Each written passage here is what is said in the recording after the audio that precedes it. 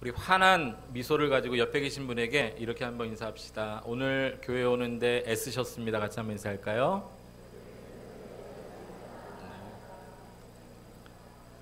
오늘 너무 더워서 교회 오는 게 일이셨죠. 네, 오늘 정말 덥더라고요. 여러분 정말 애쓰셨습니다. 저는 오늘 창세기 3장 9절 말씀을 가지고 내가 어디 있느냐라는 제목으로 함께 하나님 말씀을 나누겠습니다. 작가 정철 씨가 쓴 소중한 것은 한 글자로 되어 있다라는 에세이집이 있습니다. 이 에세이집에 나오는 이러한 글이 있는데요. 여러분 한번 들어봐 주시기 바랍니다. 날이 저물면 나가지 않는다. 바람이 불면 나가지 않는다. 비가 오면 나가지 않는다. 이 세 가지는 사냥꾼이라면 지켜야 할 금기사항이다. 그러나 만약 당신이 사냥감이라면 얘기는 달라진다. 날이 저물면 움직여야 한다. 바람이 불면 움직여야 한다. 비가 오면 움직여야 한다. 이 에세이의 내용은 존재가 행위에 앞선다는 것을 가르쳐주는 내용입니다. 내가 어떤 존재냐에 따라서 행동이 달라진다는 것이죠. 만약에 여러분이 사냥꾼이라면 날이 저물거나 비가 오거나 바람이 불면 나가면 안 됩니다. 반대로 여러분이 사냥감이라면 오히려 그러한 날을 골라서 움직여야 되겠죠. 이처럼 우리는 내가 어떠한 존재인지에 대한 바른 인식이 필요하고 바르게 인식했다면 반드시 그 존재에 맞는 삶을 살 수밖에 없다는 것을 우리에게 잘 가르쳐주고 있습니다. 존재가 중요합니다. 존재가 행동을 바꾸고 존재가 생각을 바꿉니다. 존재가 반드시 행위에 앞섭니다. 그래서 너무 존재가 중요한데요. 우리 예를 들어서 다음과 같은 이러한 기호가 하나 있습니다. 여러분 화면을 보시면 이런 기호가 하나 있는데 여러분 이 기호가 어떤 기호라고 생각하십니까? 이 기호를 누가 보느냐에 따라서 해석이 달라집니다. 수학자는 이 기호를 보고 반드시 덧셈이라고 말할 것입니다. 만약에 사격 선수가 이 기호를 본다면 이것은 목표물을 향한 가늠자라고 얘기할 것입니다. 저 같은 목사가 이런 기호를 보면 이거 십자가 비슷한데 이렇게 이야기할 것입니다. 불교에 다니는 불교 신자는 아예 끝에만 조금만 구부리면 절간 표시인데 뭐 이렇게 생각할지 모르겠습니다. 그러니까 누가 이것을 보느냐에 따라서 해석이 달라진다는 것이죠. 이것이 존재가 행위에 앞선다는 의미인 것입니다. 오늘 이 본문을 통해서 우리의 존재는 어떠한 존재인지를 깨닫길 원하고 그러나 우리의 존재가 어떻게 바뀌어졌는지를 함께 은혜 받길 원합니다. 우리의 존재를 정확히 알면 우리가 반드시 이렇게 행할 수 있기 때문인 것이죠. 오늘 이 말씀을 함께 나눌 때에 저와 여러분의 정확한 존재를 인식해서 하나님이 기뻐하시는 삶을 살아가는 우리 모두가 될 수 있기를 주님의 이름으로 축원해 드립니다. 오늘 본문에 보면 하나님께서 아담을 부르시면서 묻는 질문 하나가 있습니다. 한번 따라해 보실까요? 내가 어디 있느냐? 오늘 성경에 보면 여호와 하나님이 아담을 부르셨다고 그랬습니다. 그리고 내가 어디 있느냐 질문하셨습니다. 이 질문은 성경에서 하나님이 인간에게 하신 최초의 질문입니다. 이 질문에는 우리 인생의 모든 것이 다 걸려있다고 해도 과언이 아닐 만큼 너무도 중요한 존재적인 질문입니다. 하나님께서 아담을 부르셨다고 그랬는데 이 히브리어 원문 성경에 보면 이 부르셨다는 것이 소리를 치셨다는 표현으로 나와 있습니다. 그러니까 적어도 이것은 아닙니다. 하나님이 아담을 부르실 때 아담 어딨니? 이렇게는 안 부르셨습니다. 어떻게 부르셨다고요? 큰 소리로 호통을 치신 거죠. 제가 지금 이 스피커가 나갈까 봐 할 수는 없겠지만 아담아 내가 어디 있느냐 큰 소리를 치셨습니다. 이것은 아담에게만 하신 외침이 아니라 이 하나님의 온 인류를 향한 가장 근본적이고 가장 기초적인 존재적인 질문이라는 것을 저와 여러분들이 반드시 기억하셨으면 좋겠습니다. 그런데 오늘 이 하나님의 인생을 향한 첫 번째 질문인 내가 어디 있느냐라는 이 질문의 핵심이 어디에 있냐면 어디라는 데 있습니다. 어디. 그러니까 하나님께서 아담아 네가 왜 선악과를 따먹었느냐, 도대체 누가 너를 꾀었느냐의 핵심의 질문이 있는 것이 아니라 이 질문의 핵심은 어디에 있다는 것입니다. 어디. 다시 말해서 하나님께서 질문을 던지신 의도는 지금 네가 있지 말아야 될 곳에 네가 있지 않느냐. 그러니까 이 어디라는 말이 장소를 말하기도 하지만 하나님은 분명히 아담이 어디 계신지 몰라서 묻는 질문이 아니셨을 것입니다. 그러므로 이 질문은 장소라기보다는 아담의 상태를 묻고 있는 것입니다. 네가 지금 있지 말아야 될 곳에 있지 않느냐, 네가 지금 있어야 할 곳에 너는 없다, 이러한 말씀을 하신 것이죠. 다시 말해 이탈의 문제를 지적하고 계시는 질문인 것입니다. 우리 인생에 있어서 이 이탈의 문제는요, 참 심각한 인간의 총체적인 문제 아닙니까? 우리가 있어야 할 자리에 있지 아니하고 마땅히 해야 할 일을 하지 않음으로 인해서 우리 삶 가운데 발생되어진 문제가 참 많습니다. 만약에 저와 여러분들이 오늘 밤에 집에 가서 하루를 다 마감하고 잠자리에 들기 전에 우리에게 스스로 질문을 던질 때 오늘 하루 내가 정말 있어야 할 자리에 있었을까? 라는 질문을 던지고 이 질문에 여러분이 정직하게 답변할 수만 있다면, 그리고 이러한 삶이 매일매일 계속될 수만 있다면 인간의 문제는 많이 줄어들 것입니다. 남편으로서 있어야 할 자리에 있고, 아내로서 있어야 할 자리에 있고, 부모는 부모로서, 자녀는 자녀로서, 더 나아가서 대통령은 대통령으로서, 정치인은 정치인으로서, 국민들은 국민들로서, 직장인은 직장인으로서, 사업가는 사업가로서, 그리고 크리스찬들은 크리스찬으로서 있어야 할 자리에 있기만 한다면 정말 우리의 삶은 많이 달라질 것입니다. 그래서 이 이탈의 문제는 우리 특별히 크리스찬들에게 너무도 중대한 문제인 것이죠. 여러분, 있어야 할 자리에 있지 못함으로 발생되어지는 문제가 얼마나 심각한지 저는 군대에서 아주 뼈저리게 체험을 했는데요. 저는 군 생활을 어디에서 했냐면 저 전라북도에 가면 임실 쪽으로 가다 보면 관촌이라는 곳에 그 군수사령부 예하부대인 제6 탄약창이 있습니다. 그 탄약창에서 제가 했던 임무는 경비병이었습니다. 탄약창은 아무리 후방에 있어도 탄약고가 있는 부대이기 때문에 이중 철책으로 되어 있습니다. 저는 매일마다 4.8km씩 철책을 그 산을 넘어야 됐고, 철책이 괜찮은지, 뭐 돌은 제대로 끼어 있는지, 어디 끊어진 데는 없는지, 이상은 없는지를 매일마다 그렇게 점검하는 경비병의 임무를 맡았습니다.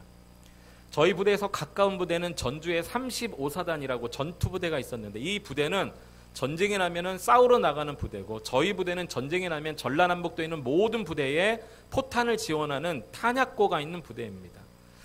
가까이 있는 부대이기 때문에 1년에 한 번씩 35사단 부대와 저희 부대는 조약을 맺고 합동훈련을 하는데, 어떤 훈련을 하냐면 35사단은 전투 부대이기 때문에 저희 부대를 뚫고 들어오는 훈련을 하고, 저희는 탄약 부대이기 때문에 막아내는 훈련을 합니다. 반드시 35사단은 철책이든 무슨 위병소든 어떤 방법으로든지 저희 부대 안으로 침투해 들어와야 되고, 저희는 어떻게 해서든지 막아야 됩니다. 누가 불리할까요? 말을 하지 않아도 저희가 불리합니다. 이 전투부대들이 얼마나 지혜롭고 약삭빠르고 진짜 훈련이 잘 되었는지 모든 방법을 동원해서 벌써 상황 종료! 이 무슨 말이야? 그럼 들어와 있는 거예요. 어떻게 들어왔는지 몰라요. 어떤 경우는 철책 밑을 개구멍을 파서 들어온 경우도 있고요. 철책 끊는 것은 다 걸리니까 별의별 방법을 다 사용합니다. 그래서 저희 부대원들은 긴장을 합니다. 언제 낮이냐 밤이냐 언제 몇 시에 어디로 어떤 방법으로 들어올지 모르는 거예요. 딱 기간을 정해놓고 그 기간 안에 한 번이라도 들어가면 성공이고, 저희는 그걸 다 막아내야 되는 것입니다. 만약에 이런 작전을 수행하다가 실수를 할 수 있겠죠. 만약에 35사단 사병들이 뚫고 들어오는 것을 봤습니다. 그리고 온갖 방법을 통해서 막는데 그만 실수로 뚫렸다면, 그것이 실수라면, 작전 임무를 수행하다가 벌어지는 실수라면 조금은 용납이 됩니다. 그런데 만약에 어디 부분가 뚫렸는데 그 시간대에 그곳을 지나는 근무병이 없다든지 그 근무 초소에서 이탈했다면 이것은 실수와는 너무 다른 문제인 것이죠. 그래서 뚫리면 어떻게 되는지 아십니까? 만약에 그것이 실수가 아니라 그 시간대에 그 근무병이 자리를 이탈해서 벌어진 일이라면 그 근무병은 영창을 보냅니다. 어마어마하죠. 그런데 35사단에 이렇게 한번 그 사병들한테 올 때마다 물어봤어요. 너희들은 못 들어오면 영창 가냐? 그런 일이 없대요. 그러진 않는다는 거예요. 근데 저희는 뚫리면 영창을 가거든요. 그것이 실수가 아니라 근무지 이탈이라면. 저는 그때 그런 마음을 먹었습니다. 아, 이게 자리를 이탈하는 문제가 이게 보통 이게 중요한 문제가 아니구나. 여러분, 성경에도 보면 이 자리의 문제가 너무도 중요하다는 것을 잘 말씀해주고 있는 구절들이 있습니다. 우리 마태복음 7장 24절로 27절 말씀을 함께 화면을 통해서 읽어보도록 하겠습니다. 시작. 그러므로 누구든지 나의 이 말을 듣고 행하는 자는 그 집을 반석 위에 지은 지혜로운 사람 같으리니 비가 내리고 창수가 나고 바람이 불어 그 집에 부딪히되 무너지지 아니하나니 이는 주추를 반석 위에 놓은 까닭이요 나의 이 말을 듣고 행하지 아니하는 자는 그 집을 모래 위에 지은 어리석은 사람 같으리니 비가 내리고 창수가 나고 바람이 불어 그 집에 부딪히매 무너져 그 무너짐이 심하니라. 여기 보면요, 하나님의 말씀을 듣고 순종하는 사람을 지혜로운 사람, 들었지만 행하지 않는 사람을 어리석은 사람이라고 말씀하시면서 그 비유를 마치 집을 짓는 것으로 비유해서 말씀하셨습니다. 그런데 이 집을 지을 때에 어떠한 재료를 사용했느냐, 이것에 이 말씀의 핵심이 있는 것이 아니라 어디에다 집을 지었느냐에 따라서 비가 오든 바람이 불든 창수가 나든 흔들리든지 흔들리지 않든지 그 장소가 중요하다는 것을 말씀해주고 있습니다. 어디에 문제라는 것이죠. 그것이 모래 위냐, 그것이 반석 위냐, 이것을 말씀하고 있다는 것입니다.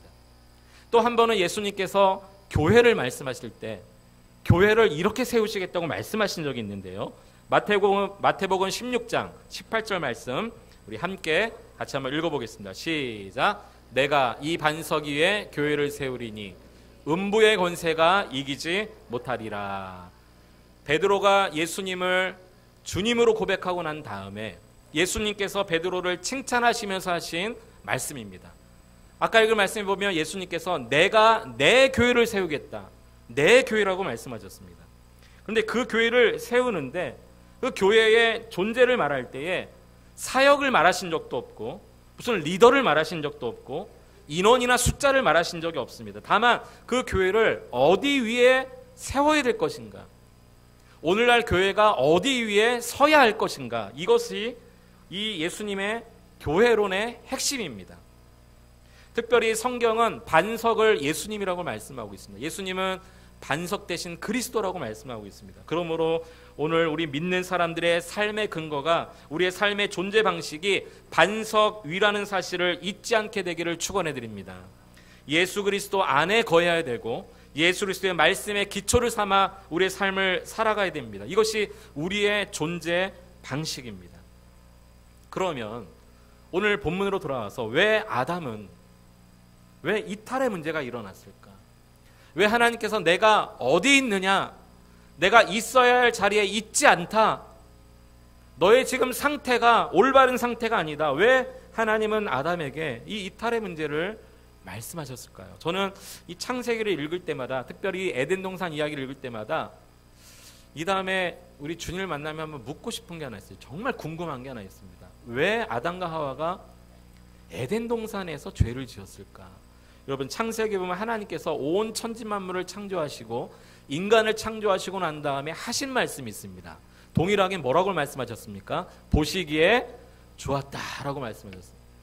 보시기에 좋았다는 것입니다. 이것은 하나님의 완전한 선하심, 하나님의 완전한 아름다움, 그러니까 하나님이 창조하신 세계, 죄 짓기 이전에 하나님의 세상은요 완전 그 자체였습니다. 그런데 이 완전한 곳에서 아담과 하와가 죄를 지었다는 것이죠. 그래서 이 아담과 하와가 지은 죄의 문제는요, 이 선악과를 따먹고 죄를 지을 수밖에 없는 환경이 있었기 때문이 아니라, 그러한 환경 때문이 아니라 바로 뱀으로 위장한 사탄의 유혹과 그 죄 때문이라는 것입니다. 하나님 보시기에 완벽한 곳이 그 환경의 문제가 아니라는 것이죠. 따라서 인간의 이 자리 이탈의 문제는 죄의 문제와 반드시 연결되어 있습니다. 여러분, 죄라는 말 자체가 그렇지 않습니까? 여러분 잘 알고 계십니다. 죄라는 말, 이 히브리어 단어가 하타라는 이 어근을 쓰고 있는데, 이 말의 의미가 벗어났다, 빗나갔다라는 의미를 가지고 있습니다. 우리 보통 죄를 설명할 때 관역에서 빗나간 것, 이렇게 우리가 주로 설명하는 것처럼 장소 이탈의 문제가 죄라는 것입니다. 목표에서 벗어난 것, 하나님 뜻에서 벗어난 것, 이 이탈의 문제는 곧 죄의 문제라는 것이죠. 이 죄를 짓게 만드는 이 사탄은 또 어떤 존재일까요?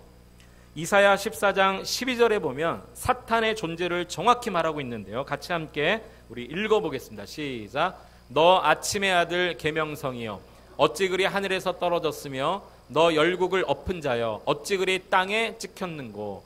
사탄은 아침의 아들 계명성과 같은 존재처럼 보이고 열국을 엎을 자처럼 보이지만 결국 하늘에서 떨어져 땅에 찍히는 존재라고 말씀하고 있습니다. 그러니까 사탄은 어떤 존재냐면 하나님처럼 높아지려는 존재가 사탄이라는 거예요. 피조물이 창조주처럼 되려는 교만한 마음, 이것이 죄라는 것입니다. 그러니까 피조물이 피조물의 자리에 있지 아니하고 창조주의 자리로 자리를 이탈하는 것이죠.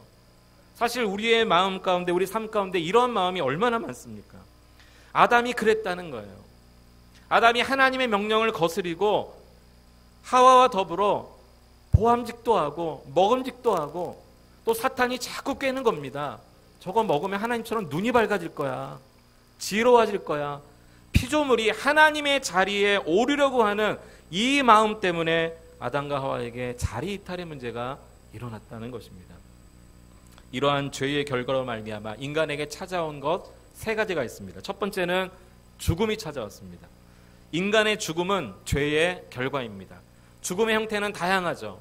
나이가 들어서 죽기도 합니다. 병들어 죽기도 합니다. 사고로 죽기도 합니다.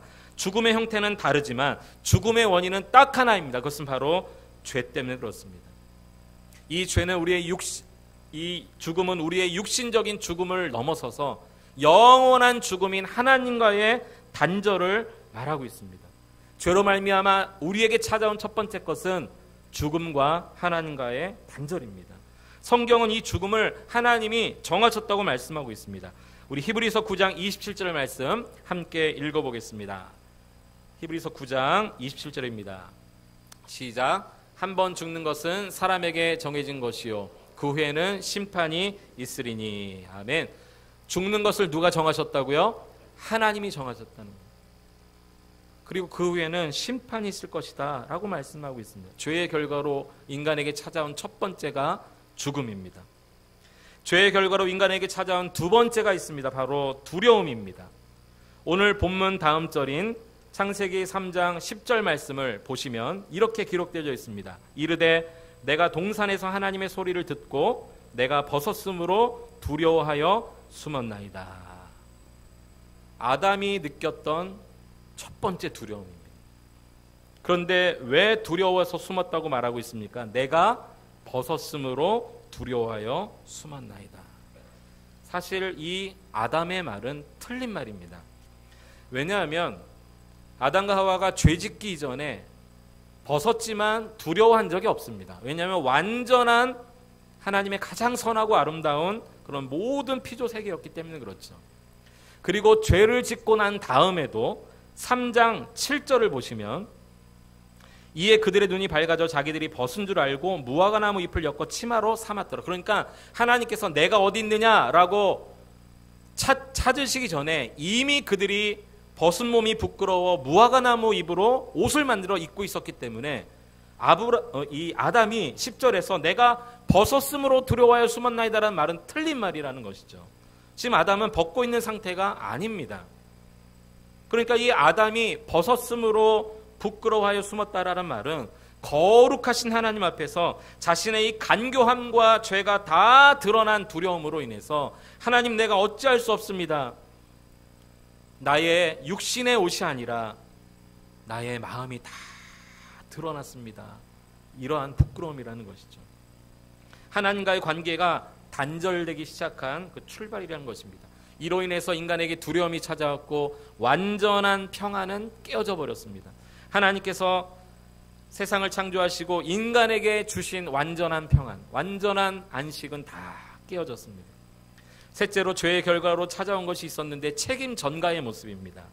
지난주에도 설교를 통해서 잠깐 말씀드렸지만 사람은 자기 잘못을 잘 인정하지 않으려고 합니다. 감추고 싶어 하고요. 책임지려고 하지 않습니다. 그런데 이것이 죄의 결과라는 것입니다. 아담도 그랬고 하와도 그랬습니다. 하나님께서 내가 어디 있느냐라고 물으셨을 때 아담과 하와가 각각 핑계를 댑니다. 여러분, 아담과 하와가 자신들이 선악과를 먹고 이 지은 것에 대해서, 지은 죄에 대해서 책임을 다른 사람들한테 돌리는데요. 3장 12절을 보면 먼저 아담이 이렇게 이야기합니다. 하나님이 주셔서 나와 함께한 여자, 그가 그 나무 열매를 내게 주므로 내가 먹었나이다. 아담은 하와 핑계를 대고요. 13절에 보면 하와는 이렇게 이야기합니다. 뱀이 나를 꿰므로 내가 먹었나이다. 하와는 누구 핑계를 댑니까? 뱀 핑계를 댑니다. 그러니까 자신들이 잘못한 것에 대해서 스스로 책임을 지려고 하지 않습니다. 책임 전가를 합니다. 이것이 죄인의 모습입니다. 죄의 결과로 찾아온 세 번째 인간의 모습이라는 것이죠. 자신이 지은 죄를 자신의 잘못을 남의 탓으로 돌리려고 하는 것입니다. 그런데 여러분, 아담의 이 책임 전가의 모습을 가만히 보면 사실은 아담은 하와를 탓하고 있는 게 아닙니다. 12절을 다시 한번 가만히 보시면요. 아담이 이르되 하나님이 주셔서 나와 함께한 여자 그가 이렇게 이야기합니다. 그러니까 아담의 말은 이런 것이죠. 제가 이렇게 된 것은 누구 탓입니까? 하나님 탓이랍니다. 하나님이 주신 저 여자, 이게 다 하나님 때문입니다. 하나님이 저 여자를 내게 주시지 않았다면 지금 이 얘기를 하고 있는 것입니다. 얼마나 뻔뻔스럽습니까? 하나님에게 탓을 돌리는 거예요. 아담이 지금 탓하고 있는 대상은 하와가 아닙니다. 사실은 하나님입니다. 이것이 인간의 원래의 모습입니다. 죄인의 원래의 존재적 모습입니다. 그런데 여러분, 이 말씀을 드리고 싶은 것입니다. 정말 놀라운 은혜가 하나 있는데 다 하나님 때문입니다. 하나님이 주셔서 그렇습니다라고 자신의 잘못의 탓을 하나님께로 그 책임을 묻는 이 아담. 그러나 하나님께서는 이 아담이 묻는 이 책임을 다 받으십니다. 그리고 이 땅에 예수님을 보내시고 예수님이 직접 십자가에 죽게 하심으로 말미암아 그 책임을 다 담당하게 하셨습니다. 인간의 죄인의 탓을 하나님이 다 받으셨어요. 인간이 지려고 하지 않았던 그 책임을 예수님이 다 짊어지셨습니다. 이것이 얼마나 놀라운 은혜인지 모릅니다. 여러분, 그렇기 때문에 우리의 죄를 예수님이 담당해 주신 이 사실 하나만으로도 저 여러분들이 감사함으로 사실 수 있게 되기를 축복합니다. 또 이 죄로 인해 찾아온 아까 말씀드렸던 이 두려움의 문제, 평안이 다 깨어진 문제, 이것도 예수님께서 다 해결해 주셨습니다. 요한복음 14장 27절 말씀을 우리 함께 같이 한번 읽어봅니다. 시작. 평안을 너희에게 끼치노니 곧 나의 평안을 너희에게 주노라. 내가 너희에게 주는 것은 세상이 주는 것과 같지 아니하니라. 너희는 마음에 근심하지도 말고 두려워하지도 말라. 아멘. 자신의 수치가, 자신의 죄악이 다 드러남으로 인해 하나님 앞에 두려워하고 있었던 아담, 이 두려움의 문제가 찾아오고 평안이 다 깨어졌던 이 인간에게 예수님께서는 이 평안의 문제, 두려움의 문제를 다 해결해 주셨는데요. 오늘 이 말씀에 보면 평안을 너에게 끼친다 그러면서 나의 평안이라고 말씀하셨습니다. 나의 평안. 예수님이 주신 평안은 세상이 주는 것과 같지 않다는 것입니다. 주님의 평안이 임할 때에 더 이상 근심하지도 두려워하지도 않게 된다는 것을 말씀해 주신 것이죠. 세상의 평안은 잠시 누릴 수는 있습니다. 그러나 잠깐 있다가는 언젠간 사라지는 것이 세상적 평안입니다. 그러나 우리 예수님의 평안은요, 인간이 스스로 책임지지 못하니 죄의 문제를 십자가에서 해결하신 평안입니다. 그뿐이 아니라 예수님 자신과 우리를 하나가 되게 하시고 끊어졌던 하나님과의 관계를 다시 화목시켜 주시기 위한 평화의 그 모습이었다는 것이죠. 우리 골로새서 1장 20절 말씀 함께 같이 한번 읽어보겠습니다. 시작. 그의 십자가의 피로 화평을 이루사 만물 곧 땅에 있는 것들이나 하늘에 있는 것들이 그로 말미암아 자기와 화목하게 되기를 기뻐하심이라. 아멘. 우리 예수님께서 십자가 지신 것은 우리로 하여금 화평을 주시기 위하신 것이라는 거죠. 그래서 주님과 함께 화목하게 되기를 기뻐하시는 십자가였다는 것입니다. 그리고 예수님의 모습을 가만히 보면 부활하신 이후에 제자들을 찾아가셔서 처음으로 하신 말씀이 있습니다. 뭐라고 말씀하셨습니까? 평안하냐라고 말씀하셨습니다. 평안하냐. 그러니까 우리를 향하신 예수님의 관심은요, 평안입니다. 그러니까 우리가 있어야 될 자리에 있지 아니하고 자리를 이탈해서 평안의 문제가 깨어지고 불안함과 두려움 가운데 살아가는 우리를 보실 때 얼마나 안타까워 하시겠습니까? 오늘 저와 여러분, 그럼에도 불구하고 우리의 존재가 어떻게 바뀌었냐면, 우리를 너무도 사랑하시는 하나님께서 그의 독생자를 예수 그리스도를 이 땅에 보내심을 알미암아 우리의 모든 책임 전가한 것을 다 담당하시고 우리의 평안의 문제를 해결하시고 우리의 죽음의 문제를 해결하시고 두려움의 문제를 다 해결해 주신 존재로 우리가 바뀐 줄로 믿으시길 바랍니다. 그렇기 때문에 존재가 바뀌면 행동이 바뀌게 되어져 있습니다. 복음이 없는 사람은 내 상황에 따라서 울기도 하고 웃기도 하며 살아갑니다. 상황에 따라 변화됩니다. 그러나 복음을 믿고 확실히 복음을 소유한 그리스도인들은 어떠한 상황 속에서도 기쁨과 자족의 삶을 살 수 있습니다. 왜냐하면 그러한 삶은 그 삶의 중심이 내가 아니라 예수 그리스도로 삶의 중심이 옮겨졌기 때문인 것이죠. 우리가 원래 죄인의 존재였지만 예수 그리스도를 말미암아 우리의 존재가 바뀌어진 사람이기 때문에 상황에 따라 좌지우지되는 것이 아니라 상황과 관계없이 기쁨과 감사함으로 살게 된다는 것입니다. 우리는 이것을 바울에게서 잘 배울 수 있습니다. 빌립보서를 보면 요즘 빌립보서 말씀 우리 매일마다 큐티하고 있죠. 이 빌립보서를 보면 사도 바울은 감옥에 갇혀 있으면서도 기쁨과 소망을 이야기합니다. 감옥 안에서 편지하기를 기뻐하라 이렇게 이야기합니다. 갇혀있는 상황에 따라서 생각과 행동이 바뀐 것이 아니라 사도 바울이 분명히 확신하는 것은 나는 복음을 전하는 자의 사명을 받았고 내 삶의 존재가 그것이다. 이 자신의 존재적인 삶을 깨달았기 때문에 감옥 아니라 할지라도 그는 기쁨을 이야기할 수 있었다는 것입니다. 이와 같이 존재는 행동에 반드시 앞섭니다. 여러분, 그렇다면 여러분은 어떠한 존재이십니까? 지금은 또 어떠한 존재가 되셨습니까? 우리는 우리의 원래의 존재는 내가 내 인생의 주인이 되어서 피조물인 우리가 하나님처럼 되려고 자리 이탈을 한 그러한 나약한 죄인이었습니다. 그 죄로 인해 죽음이 찾아온 존재고 두려움 가운데 살 수밖에 없는 존재였고 평안함을 다 잃어버린 존재였습니다. 그러나 예수 그리스도의 십자가 구속의 은혜로 말미암아 다시 살게 된 존재로 바뀌게 된 줄 믿으시기 바랍니다. 세상이 주는 평안이 아니라 우리 예수님이 주시는 이 평안이 그 평안으로 말미암아 살게 된 존재로 바뀌게 되었습니다. 그러므로 예수 믿는 저와 여러분들이 우리가 있어야 될 그 믿음의 자리에서 이탈하지 않고 예수님이 주시는 이 참된 평안을 소유하고 누리면서 여전히 세상은 힘들고 여전히 세상은 어렵지만 그러나 이 세상에서 나의 존재가 바뀐 사람으로 인식하고 그로 말미암아 우리의 생각도 행동도 삶도 여러분의 남은 일평생도 바뀌는 축복의 삶 살 수 있기를 예수님의 이름으로 축원해 드립니다.